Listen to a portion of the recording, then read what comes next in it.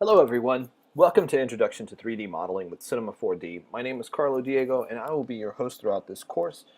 Before we really dive into the program and I start showing you what the interface is all about, I wanted to show you an example of what we will be creating. I also wanted to show you where you can get a demo version just in case you don't have Cinema 4D. Now keep in mind this is an introduction class. This assumes that you know nothing about the program. So if you are a seasoned Cinema 4D user, this may not be the course for you. However, you never know. There's always something to be learned. I myself experiment with the program almost every day. And just to give you a little bit of background about myself, I've been using 3D programs for about 8 years now. I'm a designer, 3D artist, and animator in the industry. And I use Cinema 4D pretty much for all of my 3D work. I do come from a Maya background, but I have in the last 5 years pretty much switched over to Cinema 4D completely. So let's go over to Firefox, and I wanted to show you the Maxon.net website. Under the Products tab, if you go to the bottom, there's a demo version, and you'll come to this page where you can input your information and download a 45-day trial of the program. Now, as you can see, Cinema 4D is used in many different capacities. It's used in motion graphics, film, animation, 3D modeling, design, etc.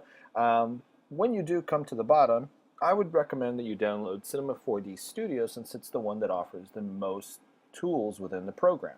Different versions of Cinema 4D come with or without certain plugins and other effects and features. So Cinema 4D Studio will have the most to offer you. Now, if you are a Creative Cloud member, you already have Cinema 4D Lite, as long as you have a version of Creative Cloud, excuse me, that has After Effects, then you also have Cinema 4D Lite. Cinema 4D, or rather Maxon and Adobe, went into an agreement earlier this year where this light version of the program is included with the Creative Cloud membership. Now, everything that we do in our class, you'll be able to follow along with the light version and any of the other versions inside of Maxon.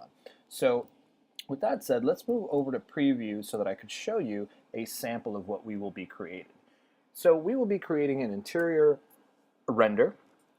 We'll model everything in this scene. We will start out with building some of the objects that you see on the table itself, the chair, creating this molding across the bottom of the wall, this floor, and even this frame with the image. Now the image is a personal of mine from several years back, a show that I did, but you can use any image that you'd like inside of the frame. And if you'd like, you can also, and I actually encourage this, take the techniques that you learn creating all of these objects and look around your house for other things that you can create using those same techniques. Now, let me just switch over to this screenshot right here. This screenshot shows you what the screen capture software that I'm using will be displaying every time that I click on the screen. So if I do a left click, you'll see the orange. If I do a right click, you will see the yellow. And if I do a middle mouse button click, you will see the blue. Now, I do recommend that you use a 3-button mouse for this. Most 3D programs really benefit from a 3-button mouse. I myself am using a Wacom tablet, so if you have a tablet, map the buttons on your stylus so that you have all 3 buttons on your stylus. Navigating Cinema 4D is a combination of mouse clicks and usually the Option key on your keyboard. Also, with that said, on the bottom right of the screen, you will see every keystroke that I press on my keyboard. So this, for example, is Option, that is Command, and that is Control. There's also Shift and Escape that you might see appear on the screen. From time to time, I might use the space bar, and that's what you will see down below. So let's switch over to Cinema 4D. Actually, before we do that, I want to show you one other screenshot of what we will be creating, and that's this right here. Towards the latter part of the course, I will be showing you how to set up a camera so that you can have shallow depth of field in your renders. Now, as you can see, the foreground object is in focus, and everything going towards the back starts to go out of focus. This is an awesome technique for you to try out with different renders and different camera angles. So I really recommend that you try this out once we get to that part of the video. Let's switch over to Cinema 4D and let's start going over some of the objects that we'll be using. Now, a 3D program has way too many tools, buttons, features, settings for us to cover in just one course. I teach it at a college level, and I tell you that pretty much everything that you'll be learning in this course is what I show my students throughout the course of a semester. We're going to take all that information and really just pack it into this course. Because it's a video course, you're able to pause and rewind and go through things in more detail or at your own pace. So that's really a fantastic way to learn.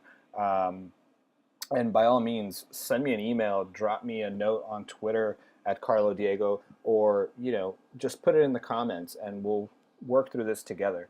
So with that said, let's start going through some of these techniques to navigating Cinema 4D. I'm going to go ahead and open a new document, and this is Cinema 4D pretty much out of the box. This is the startup layout. I did close two small windows that are located down here, and those are mainly animation tools. We won't be doing any animation in this series, so I just closed those out so that I could have a bigger viewport to work with. I'm going to throw a cube into the scene, and since I clicked on it, I might as well show you. This is the menu where you will find all of the polygons right out of the box.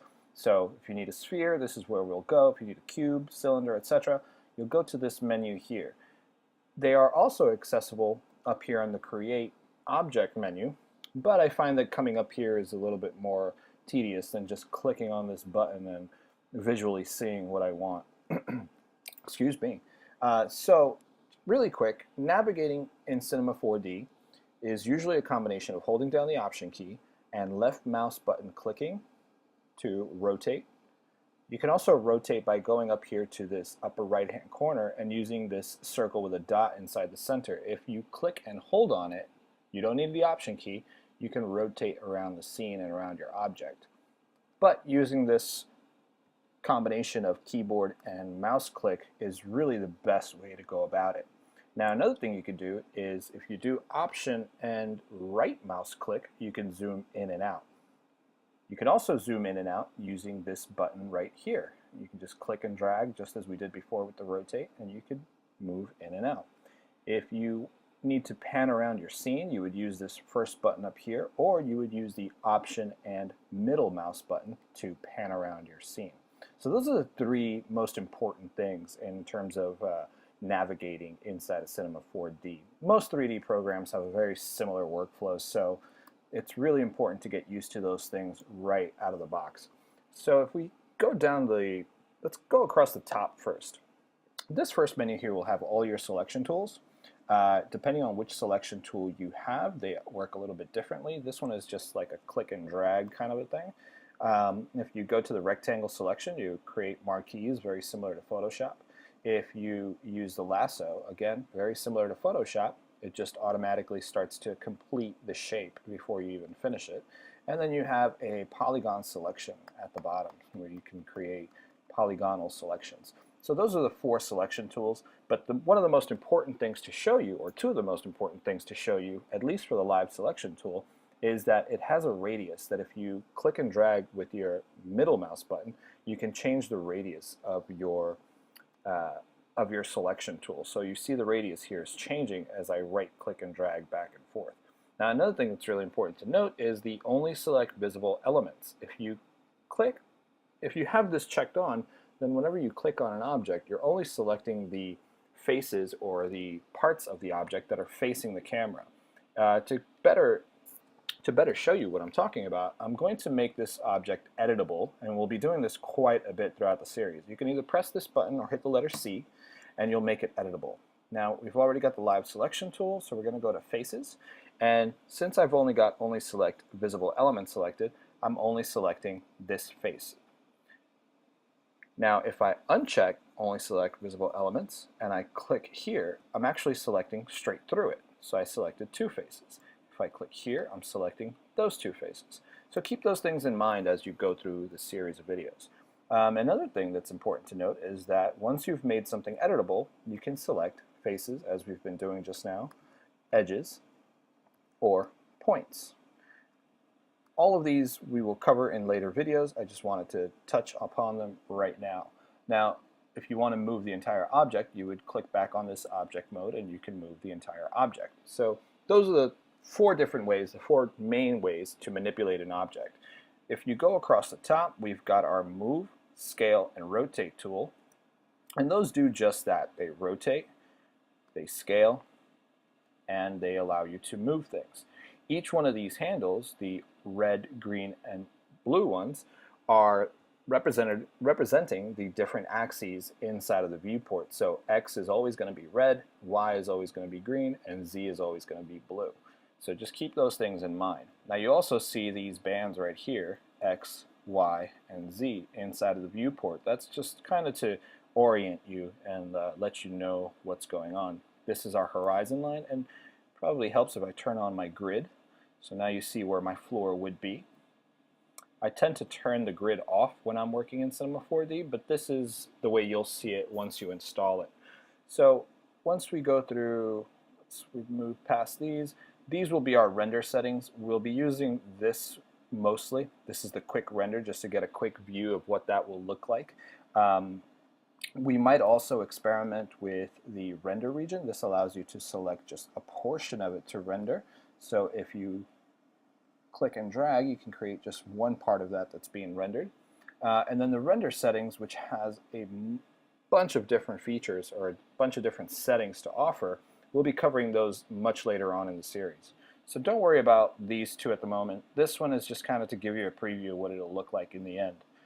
We've already spoken a little bit about the polygons. Feel free to play around with these. Each time that you introduce one of these objects to a scene, as long as it's in its base mode, and I deleted the original one and added another one, you have all these different settings that you can change. So the size of it, the number of segments in each one of the axes, and again, we'll be covering these as we go along. This is just to kind of introduce it.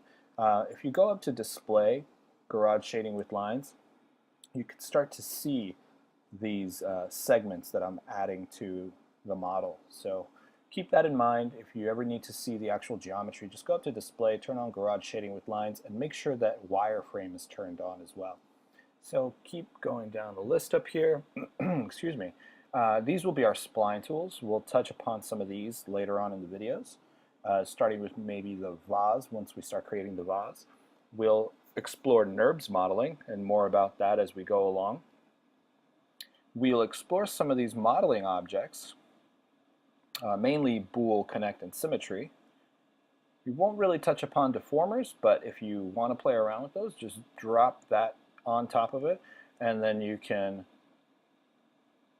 start modeling or affecting the geometry a little bit differently, as you can see.